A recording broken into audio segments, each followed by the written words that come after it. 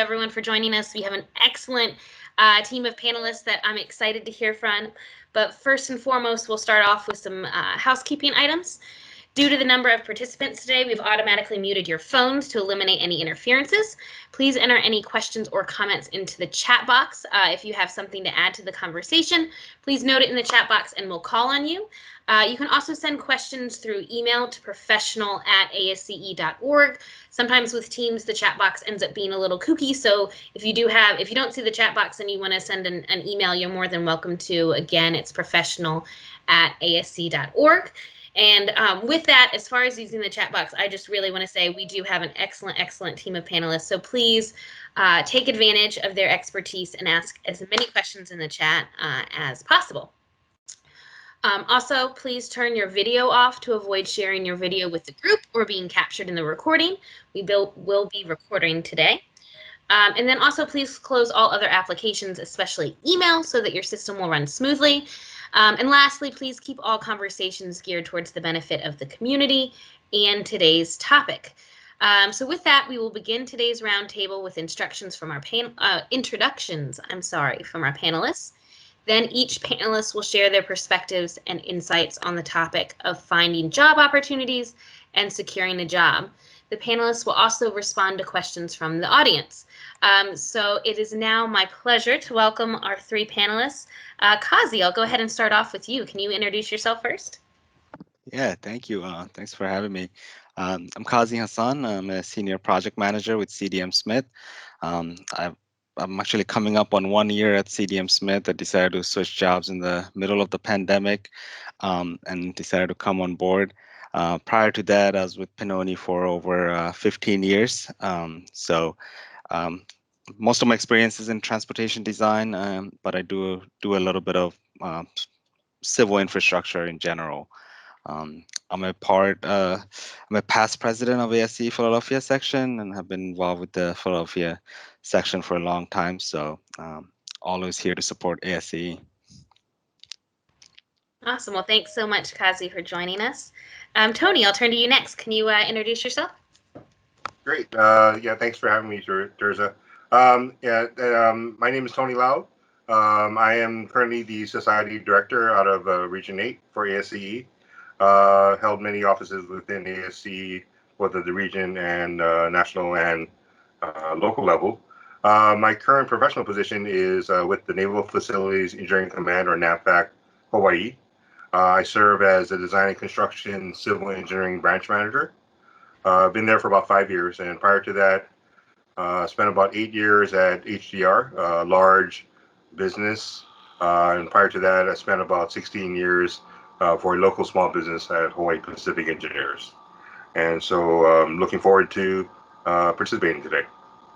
Awesome. Well, thanks so much for joining us. We're excited to have you. Rebecca, I'll turn to you next. Can you go ahead and introduce yourself? Thanks, Terza, and thanks for inviting me onto the panel.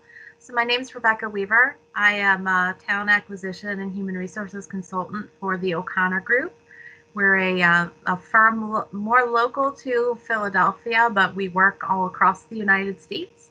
And my specialty really is with architecture and engineering and construction. So I work with a lot of firms in my local area, both in their talent acquisition efforts and their general human resources functions. So happy to be here and answer some questions from, I guess, the other perspective of hiring. Absolutely. Yeah, we're excited to hear your perspectives. A lot of times we just have engineers, so it's great to have that talent acquisition HR perspective too. So we're excited to have you. So awesome. I'll go ahead and start off with our kickoff question for today. So how can engineers leverage their professional network when looking for a new job opportunity? How should engineers nurture their networks in between job searching so they aren't only engaging when they need a job? Kazi, can I go ahead and start off with you for this one? Yeah, absolutely. I always preach this at all my involvement with the ASCE at Philadelphia section anyway, so it's a perfect question. One of the great benefits of being involved in ASCE is the networking aspect of it. Almost every event the society holds, there's usually some sort of networking hour. When it was actually in person, we had actual social networking hour. It gives you an opportunity to kind of meet a lot of people, have a opportunity to have some informal conversation rather than a professional setting. So, you know, using ASCE, I really built up my professional network and got to know a lot of people and from different firms, different public and private entities, and that really kind of help for them to get to know me and for me to get to know what all the different opportunities are in the area. So that was definitely helpful. You want to expand on that? I think I was Tony is. good. Do you want to go ahead and expand on that, Kazi? No, I was just gonna say, just in general, just I would say to get involved with your technical societies, get different professional societies in your area. Certainly, stay involved. That's definitely a great way to build your network. Yeah, absolutely. I know, Tony, I'll turn to you next. I think you probably have quite a bit to add to that too, right? Well, yeah, just building on what Kazi was saying, yeah, we always strongly encourage participating in as many in-person events as possible. Obviously, with the current situation, it's a little difficult, but if you do that for a lot of networking opportunities, ASC, of course, is a great organization that you can get some of that networking through your local meetings or even beyond that. But other kind of events could be like, engineering golf tournaments, whether university or ASE golf tournaments, maybe university alumni dinners. So for me personally, I met my first full-time boss at an ASE local dinner meeting when I was a student member. And, I was having difficulty finding a job at the time. The economy wasn't the greatest, but that led to the opportunity that I had. And I was very fortunate. From a hiring side, I actually started recruiting one of my recent hires at a University of Hawaii golf College of Engineering golf tournament. I didn't necessarily have an open position yet, but I stayed in touch with her, and when the opportunity came, she mentioned she might be looking for a change, so we connected, and yeah, she's on board now. But the key is when you go to these events, I know for engineers sometimes it's hard to kind of socialize. We're a little bit introverted, but yeah, move around the room. Don't just stick around with the people that you feel the most comfortable with. Kind of fair questions to ask are, how is business going? And what kind of projects are they involved with? To try to determine whether it might be a good match for you. And then, if they indicate, oh man, we're extremely busy, which a lot of people do end up saying, ask if, are they expanding or are they looking to hire? Because, that might open up an opportunity for you. And then share about the things that you are involved with so that people remember you if a position does open up that they think you might be a good fit for. Absolutely. That's a great way to ask it, Tony. I've never thought about phrasing it quite that way. That's a good takeaway for today. Awesome. So Rebecca, I'll turn to you next. From that other side of the room, what are some of the ways that you really encourage people to expand their networks? Yeah, well, and I think just to something Tony said, I don't know that it's always intuitive for an engineer to really put themselves out there in a social setting. But I do feel like practice makes perfect. So if you get more comfortable doing it, I think it will become a little bit more intuitive to you. For me, networking and building your network needs to be intentional. So really paying attention to who you're spending your time with, who just in your daily life outside of going to events and functions, who are on your project teams, who are you, and making those connections with those people locally first, because those people can lead you to their networks. And I think that's what you really want to focus too on, is really building your web of influence. And the more people you're talking to, and again, it really needs to be an intentional practice and awareness, and daily or weekly, who have I connected with? Who do I know? Who did I meet? And connect with those people, even just on LinkedIn, and begin to follow them and create a conversation. Absolutely. That's great advice. So I know you just mentioned LinkedIn, but that brings us to our next question is, what platforms would you recommend to engineers looking for job opportunities? Are there any less familiar platforms that might be helpful for civil engineering specific searches? Rebecca, did you have anything else in addition to LinkedIn to add? Sure. I think Indeed is a great place to start, regardless of the level of position. It scrapes in, as we say, from all sorts of resources. So it'll pull jobs from corporate websites. It'll pull jobs from small boards. It really is a clearinghouse. So it's a great place to just do a broad search. If there's something more specific you're looking towards, I feel like if you're following companies, that's an easier way to keep up to speed on what they're looking for when they have openings. And there are some colleges that participate on a platform called Handshake Jobs, and there are a lot of employers that leverage Handshake Jobs for internships, for junior positions, but they also utilize that platform to attract alumni from those colleges and universities and post jobs out there too. Awesome, that's great. Tony and Kazi, did you have anything to add, or? No, I think she answered it. Okay, awesome. I know, so we just put the link in the chat to Handshake, and then I'm also going to add ASCE has a job board as well that I'll put the link in the chat box there. It's called ASC Career Connections. That's also a place that you can go in addition to LinkedIn or Indeed as well with civil engineering specific jobs. So here's another question in the chat. How can folks leverage their network through the lens of past internships in their first full-time job? I'm thinking primarily of our class of 2020 and soon to be 2021 grads, as I believe there are a few on this call today. So any ideas, Kazi, thinking about students and their past internships, how can they leverage those internships to find jobs? Yeah, absolutely. I mean, I think that's one of the best ways to look for jobs, places that places that you have worked at. And even when you're at those companies and you might have worked on a project that you collaborated with another consultant that was basically a team member on your project, knowing that they were involved and knowing what type of projects they do, being an intern basically meaning you already had an insight into the company, right? So like certainly use that and know who that company works with. What are the other good companies that are worth looking into, and then essentially you could do your own research and look into them. As I was reading the question, I was actually thinking about the students and how this last two class are probably not getting the benefit of this networking events and everything else.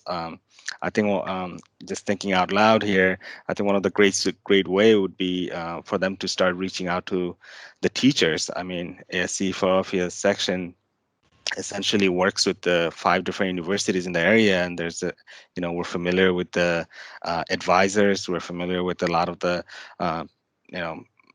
teachers that are already participating in different ways, and they already have the connection. So if the students don't know who to reach out to, maybe you kind of pass your resume to your teachers and ask them to kind of spread it around. That would be a great way to start to know your local firms and try to get your resume out. Yeah, that's some great advice. Tony, you have your hand up? Yeah, just building upon what Kaji was saying.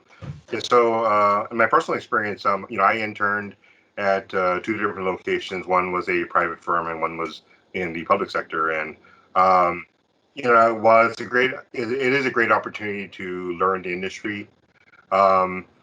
Just be cautious on not necessarily relying on it. Just because you work there, it doesn't necessarily mean a guarantee of a job. In my case, economy was bad; they couldn't offer anything, and I've been on the opposite side too, where we had a great intern and we really, really wanted to make her an offer. We just didn't have the workload at the time.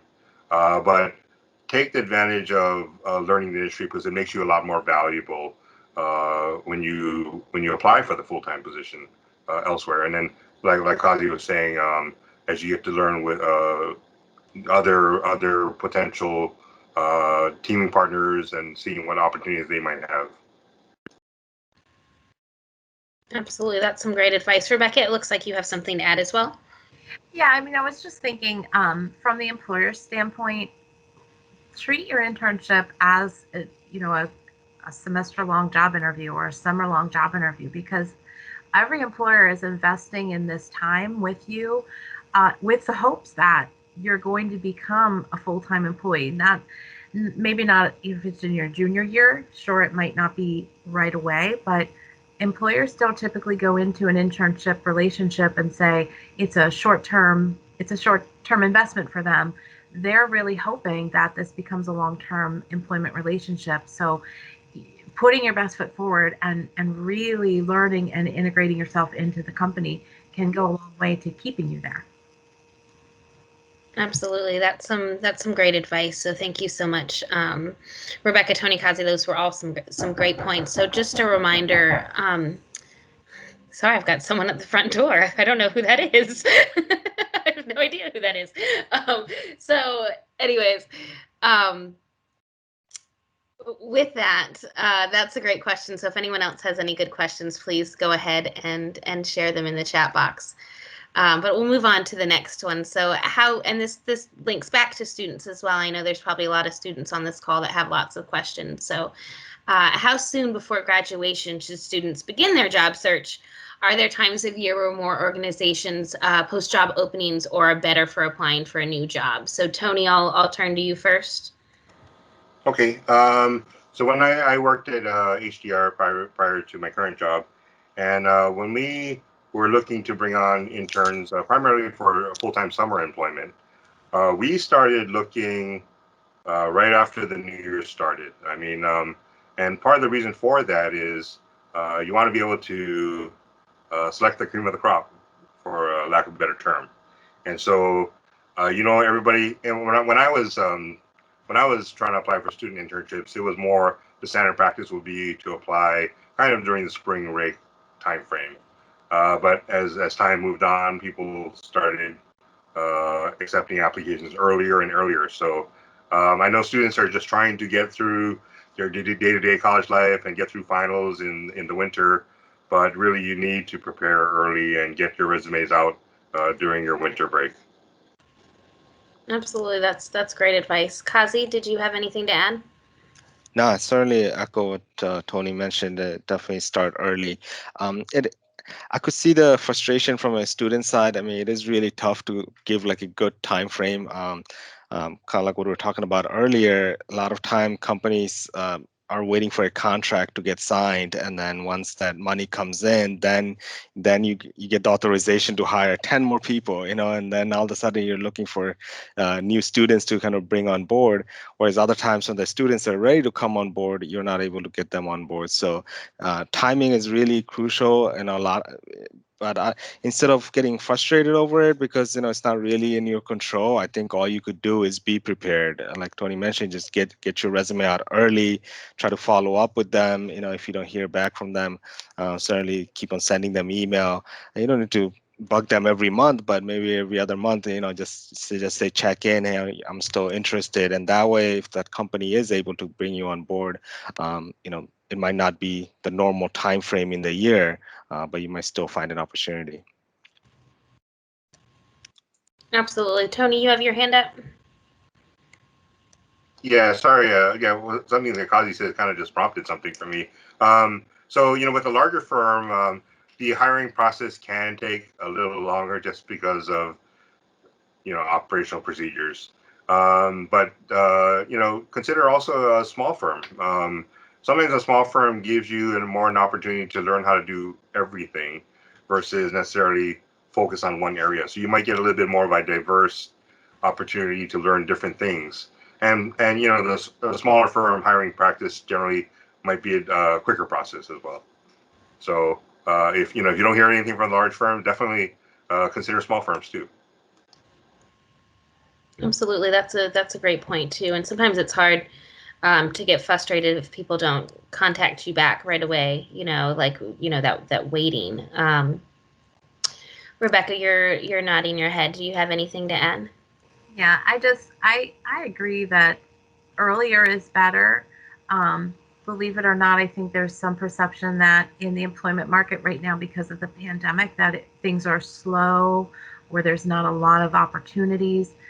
I can tell you from my perspective, there is hiring going on all the time. And the other key point I'd like to share, if you can find the employer that is willing to be open to talking to you early, if they identify someone that has some great skills, that can be a strong personality fit, they're going to make a spot for you. I feel like more and more we're able to say, hey, this is someone that we see value, could join our team and do really well. So if you're able to introduce yourself to them earlier in the process, they'll be more willing to be flexible and wait for you for when you graduate school. That's super encouraging to hear, Rebecca. I'm sure there's lots of people that are very excited to hear that. That's great advice. All right. Again, if there's any questions, please feel free to share them in the chat box. As you can tell, this is a great team of panelists, so please go ahead and share as many questions as you have in the chat box. But I'll move on to our next one. So, how would you recommend engineers get the attention of job recruiters? Are there any hiring firms that you recommend engineers connect with? So, Rebecca, I'll turn to you for this one. Sure. So there's tons of recruiting firms out there. I mean, they're all over the place. One thing from my perspective, when I have my recruiter hat on, one thing that I appreciate is just a response. I think you'll get way farther if you engage with someone that's reaching out to you and offering to talk than by just ignoring a recruiter because you're not sure where the recruiter might be taking you at the end of the day. So from my perspective as a recruiter, if I reach out to a prospective engineer, I would just like to learn about what your career goals are, where you want to go. You might not be right for the client that I'm working with, but that's okay because we've started a conversation. But if you're opposed to starting those conversations, you're going to, back to the networking question at the beginning, you're going to be missing out on a key component of your network, which is having some good recruiters in your corner, because you're going to need them throughout the course of your career. So I feel like you can get the attention from recruiters very easily through LinkedIn. I think a lot of us like to use the LinkedIn platform just because it's a nice way to see your skills and qualifications and also have an exchange through a system where we don't need emails, phone numbers. We can just use the LinkedIn platform. And there's ways that you as a job seeker can get the attention of a recruiter. There's a little beacon almost that you can turn on in your LinkedIn profile that from the public view, no one can see that you're open to opportunities. But if you click the button that says you are, the recruiters, we have a different system. It's just like a back end system. And we can see that flag and we'll reach out to you first because you're obviously open and willing to talk to people about opportunities. So I encourage you, if you are looking for something, put that beacon on, or I've seen lots of people with a frame around their picture on LinkedIn that says, I'm open to opportunities with a hashtag. So that's real easy, but that's a public view, if you're not doing something confidentially. So there are definitely ways to get our attention. And I feel like there was more to your question, Teresa. Yeah. So I think the second part of the question was, are there any hiring firms that you recommend engineers connect with? I think there's, Aerotech is a big one, nationwide coverage. I think they have a lot of specialty. I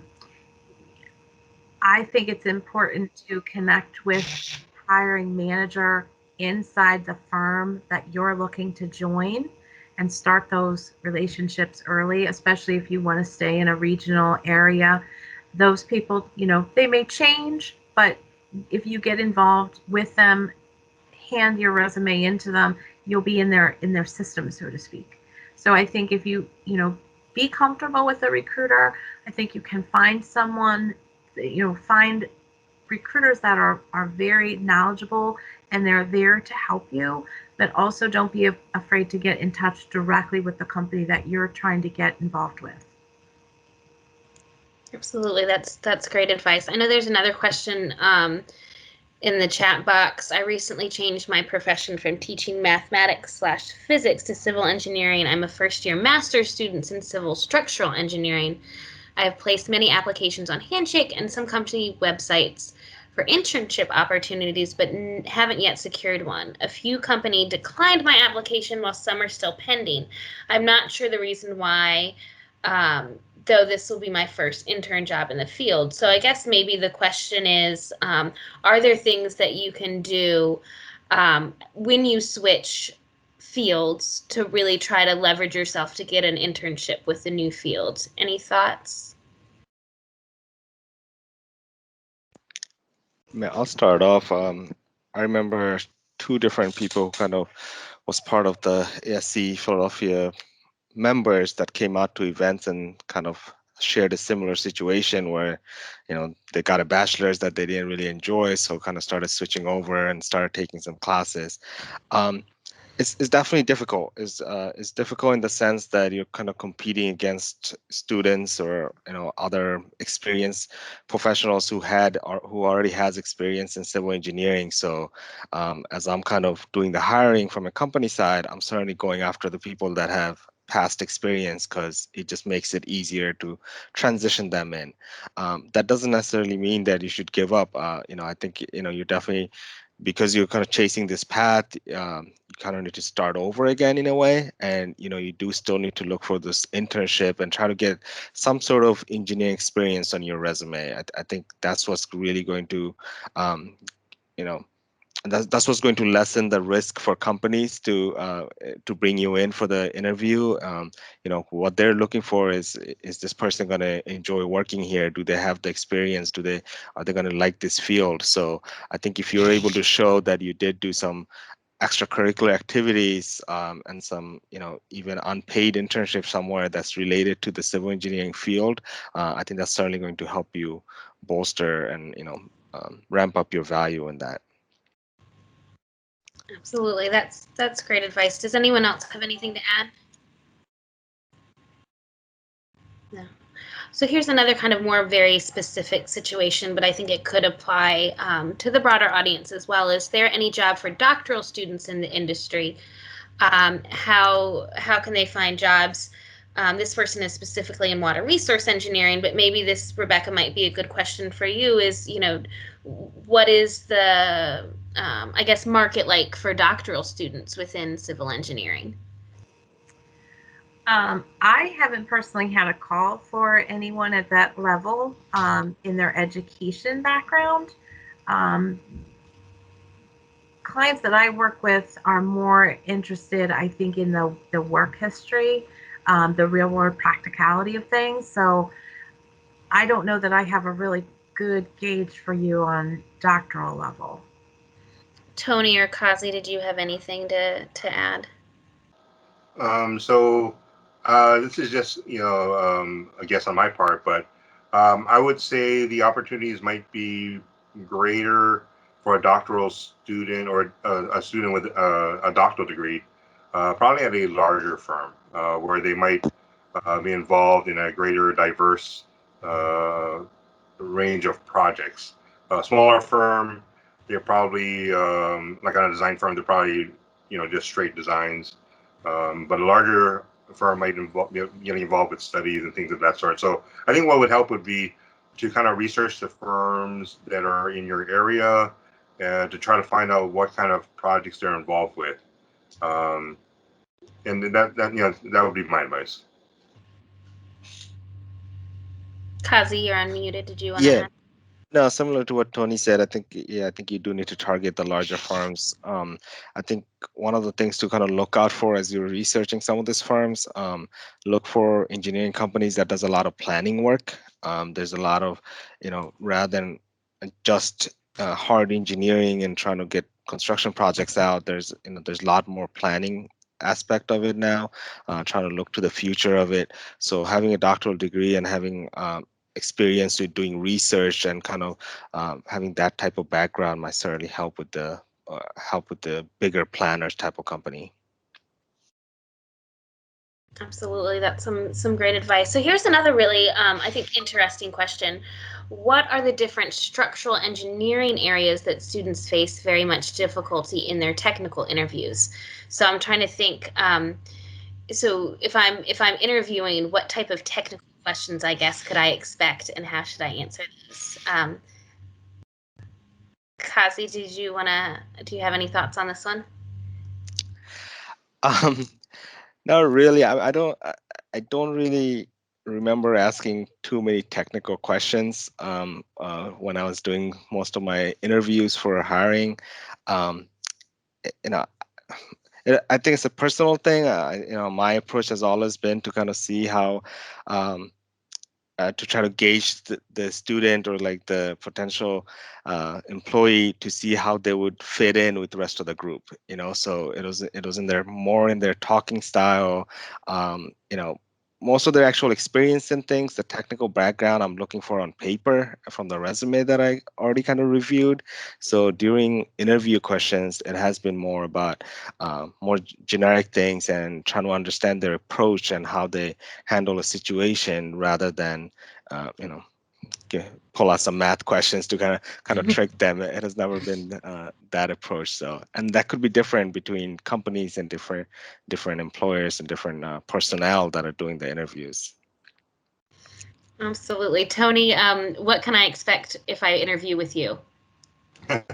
So I totally agree with everything that Kazi had just said. I did have an opportunity to sit in on a structural engineer interview for a senior position recently, and yeah, the kind of questions they ask, they don't go into a whole lot of things about can you run this problem or run the calculation, but they do ask the potential candidate to if you're to come across a situation, how would you approach it? And they ask them if they have certain experiences in certain types of structural aspects that we would typically be involved with. And so those are more of the important things. And so I think some of that, to prepare for some of those kind of questions, you would want to, again, visit websites to find out what kind of projects is this client or potential employer involved with. So you have a better understanding of the kind of work that they do. And so you can prepare properly. Yeah, that's great advice to take a look at some of the projects that they're working on. That's great. So there's a couple more good questions in the chat. So how do you recommend looking for work outside of your locality? Rebecca, you're nodding your head. Is that one you can speak to? Yes, I think so. I think one thing that's really important, well, there's a couple things. So in the current climate of COVID, it's not necessarily a guarantee that work can be done remote. So I think a lot of companies are facing challenges on remote work. I think a lot of companies are facing returning to more traditional office environments. So one thing we see a lot is we've seen more and more candidates from outside of areas applying into jobs, and I think it's that culture of remote work it's a very hot topic right now.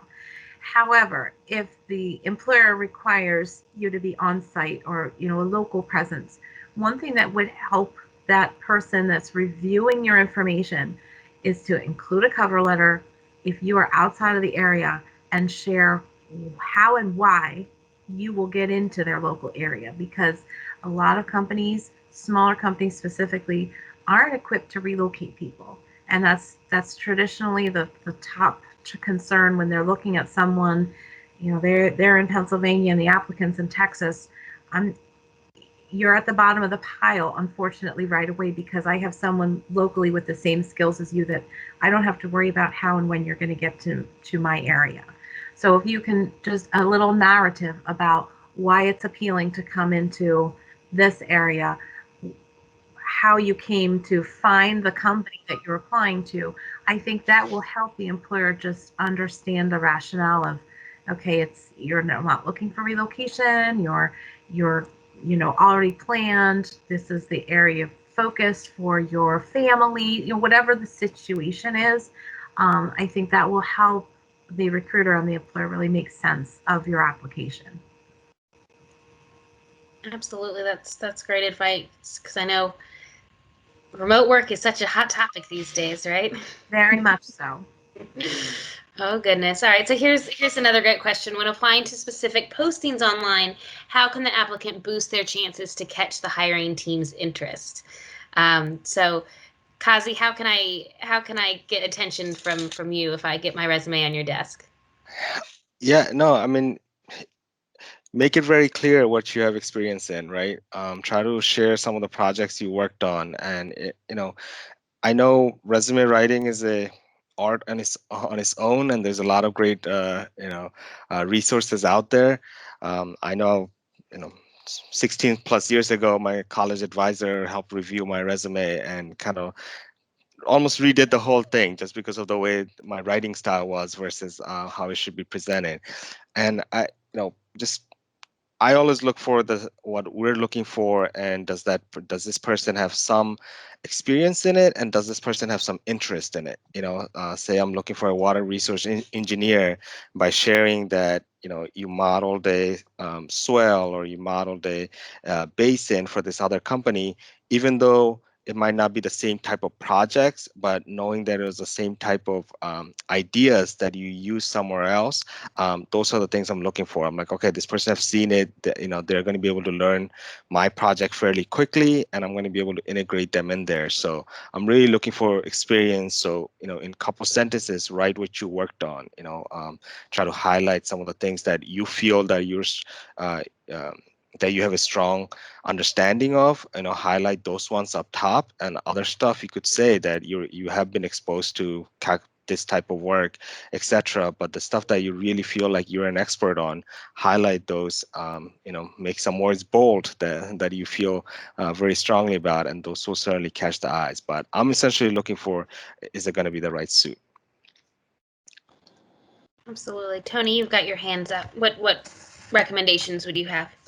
Yeah, so personally, so if they have a cover letter or even a short intro, I like to find out why someone wants to work for my organization. So adding a short customized intro would definitely catch my eye. A lot of times, when I was a student, we were taught, this is just a general format of your intro, but really I like to see something customized towards the organization that you're applying for. In the federal government and my experiences with large business, if you apply for a position through the organization's website, like we use USA Jobs for NAVFAC, you'll need to get through the initial HR screeners before it even gets to my desk. So you want to customize your resume to answer the mail on the questions on the job posting rather than focusing on a standard resume template. You want to format the information so that's easier for the screener to find and evaluate. For my current organization, we like to see longer resumes rather than a one-page format that we were told in college that's what employers like to see. But some employers might like a simple one-page format that highlights everything. So maybe as a hybrid, consider a one-page resume that highlights your experience, but include an appendix or a supplement that is referenced throughout the one-pager that discusses your past projects and experience in greater depth. Definitely use appropriate references. I once had someone apply for a NAVFAC position, and I understand why they did it, but they had parents that were working for NAVFAC previously or work still, and they included their parents as references, and that's kind of a no-no. You want to see some independence. And then one other thing for me, because I'm involved with ASC and other organizations, I like to see their involvement because it demonstrates that they get it, that this is a professional career and they are willing to invest in themselves and in their profession. And without that, I need to be cautious about them being the type of worker that is more focused on what's in it for me. Absolutely. That's great advice. Rebecca, did you have anything to add? I don't know that I have anything to add. I agree with Tony. It's not a one-page resume world. I think you don't want to overdo it and have information that's not relevant. But I think if you need more than one page, take it. To me, the project information, whether it is a college college process, as long as you can show that you understand process and application, I think that's important. If you're not a college student and you have that work experience, project information, size, scope, skills, relationships, I think those are so important to demonstrate, and that's the first impression that anyone has of you. And as far as impressions, customizing, to Tony's point, just sending a canned resume isn't enough. I think you need to make it specific to the employer and position that you're applying to. And if you're using a template, which is totally fine, the resources on the internet are vast. Be very cognizant of how it looks when you're done. Like, don't leave any of the pre-formatted information behind. You'd be surprised what gets turned in. Someone doesn't realize they missed something on the template that they didn't customize to themselves, and it's still sort of hanging on there. So really take the time to proofread and double check your work. That's great advice. Teresa, I was just going to add, I mean, as I was just talking about highlighting your experience, I mean, for students, obviously that's tough to do that because you didn't work on past projects, but highlight like your senior project. Like, I remember working on a capstone, and at the time in college, I remember saying some of the stuff is not going to be applicable in the real world, and turns out this is exactly what I'm still doing 16 years later. So, the project was a very, the professor laid out a project that was very realistic, and I played a role in it. I drafted drawings. I prepared some preliminary plans, and so highlight that you did those things because even though you might not think that they're relevant, someone who's actually hiring you for a job are going to understand that all of those ideas are going to be applicable to the real world. So that's great. I know volunteering too is one of those things too that you can always add into your resume as well to kind of give it a boost as a student. So so here's another one. I'm in the structural engineering field. What work-life experience differences, if any, can I expect from a large and a small firm? So I know, as we're looking for jobs these days, part of it is it's an interview on both sides, right? Do I want to apply for big firms, small firms? So this is kind of a relevant question, I guess, as you're looking and searching. Tony, I know you said you've worked for both. Did you want to describe kind of what the expectations would be with work-life balance? Sure, and I can offer perspective from the client side as well. So in that fact, we have different kinds of contracts. We have contracts that are set aside for small businesses and contracts that are really open to anybody, but generally larger businesses apply. And the biggest difference between a large and a small firm probably are going to be the magnitude of the projects that you're involved with. Not to say that a smaller firm wouldn't get involved with a big project. They might have a smaller piece of the project, but if you're looking at probably getting involved with a skyscraper or whatever, or extremely large bridge, the probably a greater chance of getting that opportunity through a larger firm. Smaller firms, you might have more repair type projects. Again, but it's not necessarily applying in all situations, but generally speaking, that's probably the main difference. And you might have more opportunities to work on different types of projects at a larger firm. Absolutely. I was just going to add, I think the culture can be very different, for a small company versus a large company. But I wouldn't shy away from a large company because even though they might be global, their offices or they could be bunched in a region that might have that small company feel. So I really think it depends on what you're looking for, but typically, not all the time, but typically, I would say a smaller firm has a more of that family feel, because everyone get to know each other. I think once you start working for a bigger firm, you have to go in with that expectation that you're just one of many, right? So you might not get the same attention. It's like going from high school to college. Like there's so many more students, the teacher's not giving you one-on-one attention. You need to kind of do it on your own. I would kind of say this similar analogy definitely exists for small versus large firm. I totally agree. And I think too, in a larger firm, you become more of a specialist in your position, and you're on a more linear track.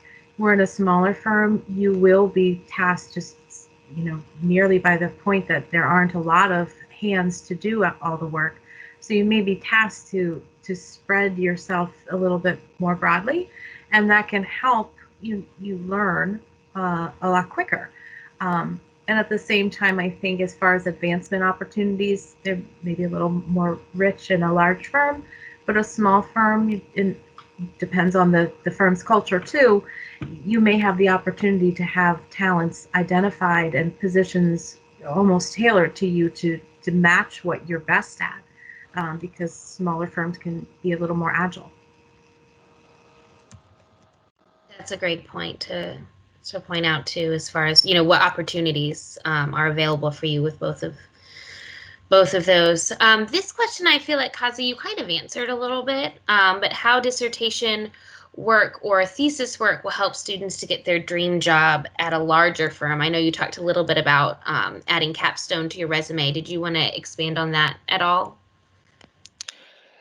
Yeah, I mean, I don't have as much experience working with doing a lot of like research work, but I know at my last firm at Pennoni, they were working with universities and things to like graduate students to essentially learn new products. It was a bridge monitoring devices that they were installing, and the company itself, as well as the students and the universities were monitoring this thing. So I think that type of research background certainly could play a role into the engineering field, but I don't have any good personal experience from working on them, but knowing that my last firm was working on it, there's plenty of other big firms that are probably working on similar things.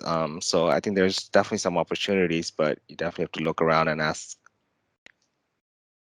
Yeah, absolutely. Tony, you have your hand up.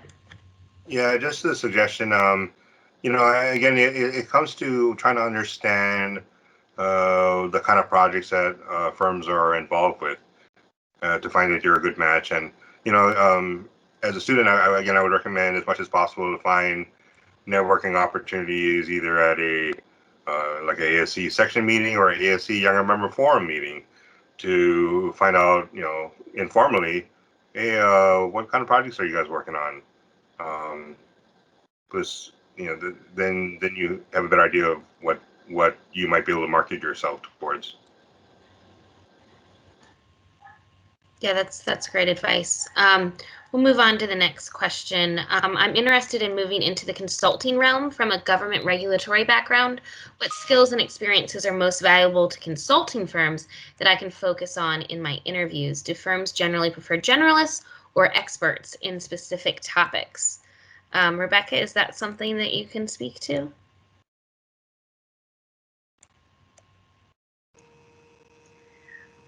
Sorry about that. I wanted to unmute myself.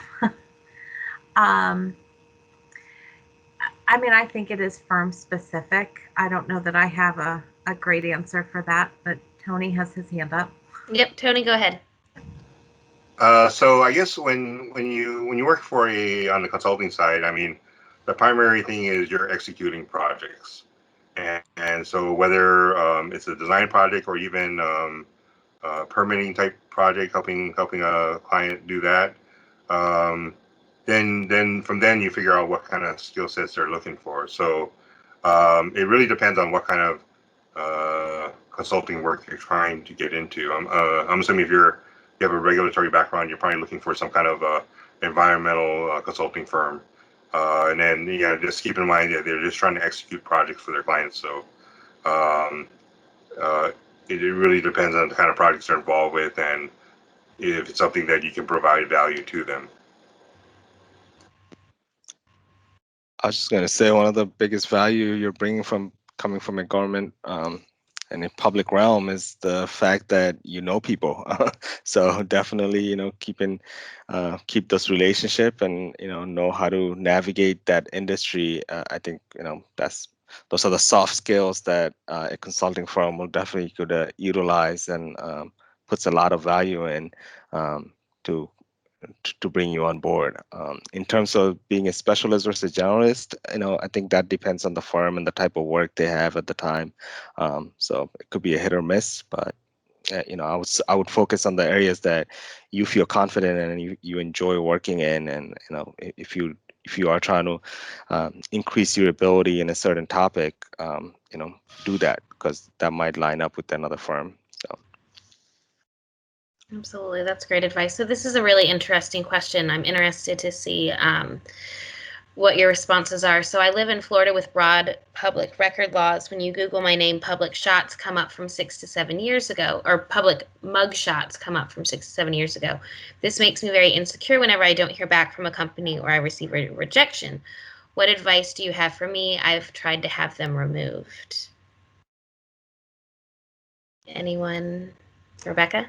Well, that's an interesting question, and Donovan, I'm sorry that you feel like this is happening to you, because this is a HR no. We don't Google people's names. That's opening a Pandora's box of lots of risk, and it's a no for me, and should be for everyone in my profession, because first of all, we don't know you, so we don't even know if that is you. As far as advice for you, I don't know that I really have any, because it shouldn't be something you need to do differently. If you're applying to roles that you have the right skills background for, that should be the only thing that matters at the point of application. I don't have any actual experience, but just reading your comment, just to give you some encouraging words. If a firm is rejecting you and not calling you back just over that, that's probably not a firm you want to work for anyway. So consider in that sense, if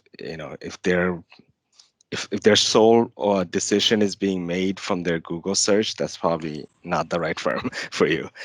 So yeah, just keep on doing what you're doing. Highlight your experience, and highlight the things that you can offer to the company and how you would fit in well. And don't worry about the negative things. I'm sure it's easier said than done, and I feel for you. But certainly, the right opportunities will pop up. Absolutely, that's great advice. So here's another question. Is it appropriate to cold contact through email or LinkedIn to ask for advice or learn more about what someone does? Tony, are you coming? Do you have something to add?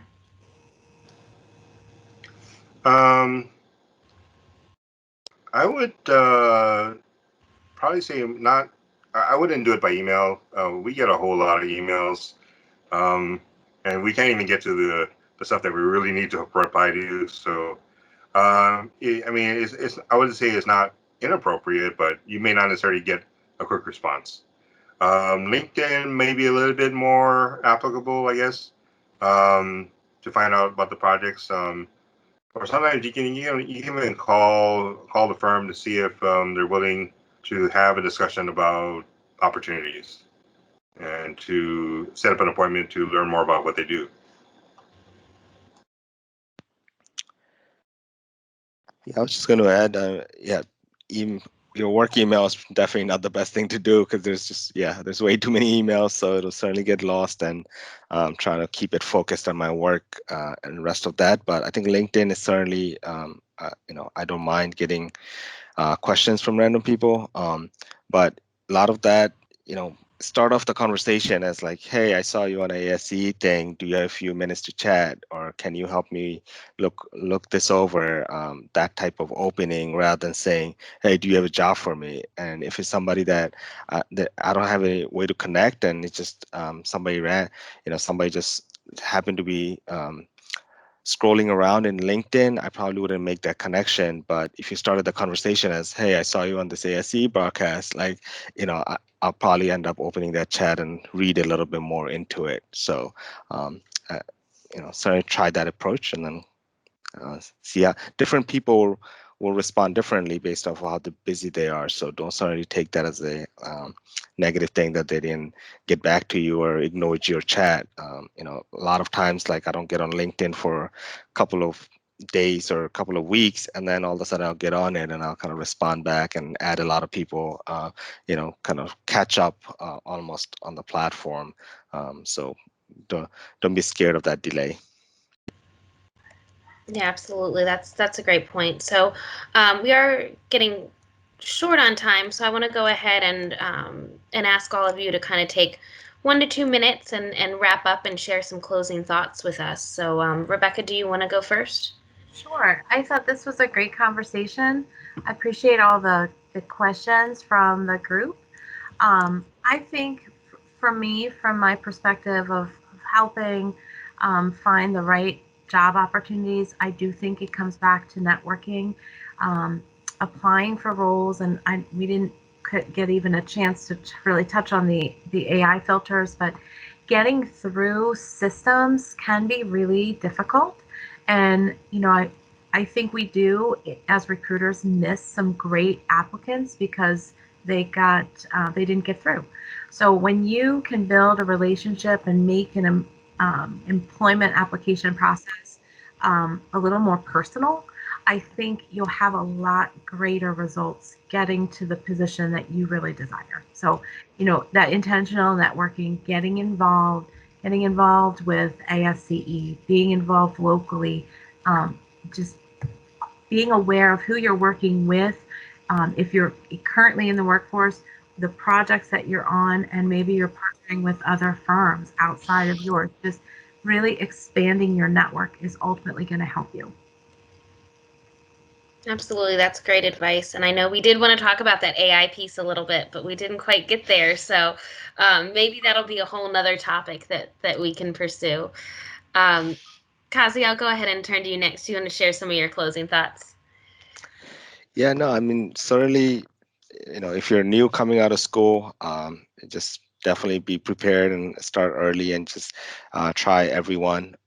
If you're someone like me, I think that's why Teresa kind of recruited me, because I switched jobs in the middle of the pandemic. I decided to take a risk and decided to kind of look around to see what else was available.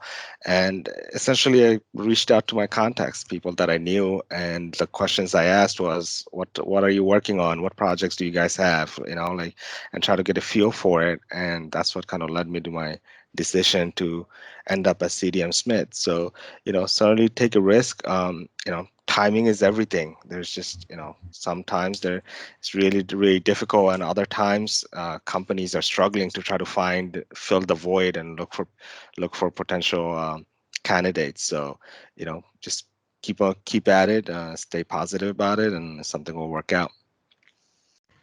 Absolutely. And I know that it's so encouraging. And like Rebecca said earlier, is that people really are hiring. So if you are looking for a job, there's definitely opportunities out there. So, I think with the pandemic, sometimes we tend to think nothing's going on, but there really is a lot. So that's great. So encouraging. Thank you, Kazi and Rebecca, both for sharing that. Tony, do you want to go ahead and share your closing thoughts? Sure. Really appreciate my fellow panel members. I learned a lot from them as well. And thanks for everybody for participating today. I think it was a great discussion and great questions. I think there are a lot of opportunities out there, and there will be more, especially with the AC infrastructure work hard. And if we're really going to be investing these trillions of dollars in the industry, we're going to need more engineers to make that happen. And so there will be opportunities. Please don't be discouraged. Just keep in mind that you are competing against others.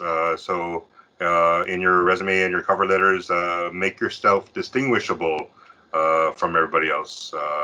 What kind of values can you provide? And think about that. But keep your network broad, because you never know, like Kazi said, when the next opportunity might happen. And if you feel like you need to make a change, at least you'll have a network to draw from, or maybe they'll approach you. So, yeah, thank you for the opportunity.